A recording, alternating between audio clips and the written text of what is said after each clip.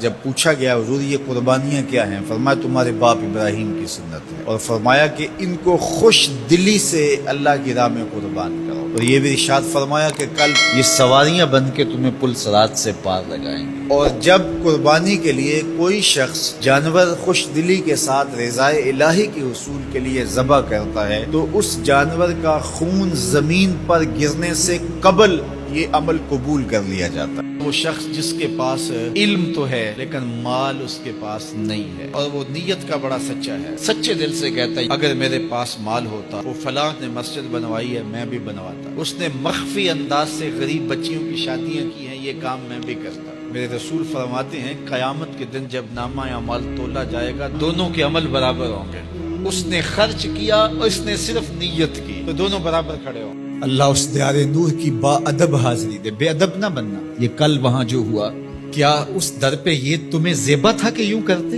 امام مالک نے 40 سال تک حضور کے روضے پہ بیٹھ کے درس حدیث دیا، اور 40 سال میں ایک بار بھی ایسا نہیں ہوا کہ حدیث کی کتاب کے ورق کے پلٹنے کی آواز بھی پیدا ہونے دی۔ لے سانس بھی آہستہ کے دربار نبی۔ جو صبح کا وقت ہوتا ہے یہ رزق کے بٹنے کا وقت ہوتا ہے، اور جس گھر میں صبح کے وقت لوگ سوئے ہوئے ہوتے ہیں وہاں بے برکتیاں ہوتی ہیں۔ طلوع فجر سے لے کر کے طلوع آفتاب تک اپنی اولاد کو، بیوی کو، بچوں کو نہ سونے دیں، اس وقت رزق بٹنے کے لمحے ہوتے ہیں۔ کثیر دعائیں مانگیں، تلاوت کلام مجید پڑھیں، اور نماز فجر مرد حضرات مسجدوں میں جا کے باجماعت ادا کریں، اور گھروں میں بیٹیاں بہنیں مصلے بچھا لیں تو اللہ کی رحمتوں کا نزول ہو۔ ایسی انوکھی کہانی آپ کو کہیں نہیں ملے کہ باپ اور بیٹا دونوں بیٹھ کے گفتگو کر رہے ہیں۔ باپ کہہ رہا ہے کہ یا بنیا، اے میرے بیٹے، میں نے خواب دیکھا ہے، اس خواب میں میں تجھے ذبح کر رہا ہوں، اب تو بتا تیری رائے کیا ہے؟ بیٹا کہتا ہے یا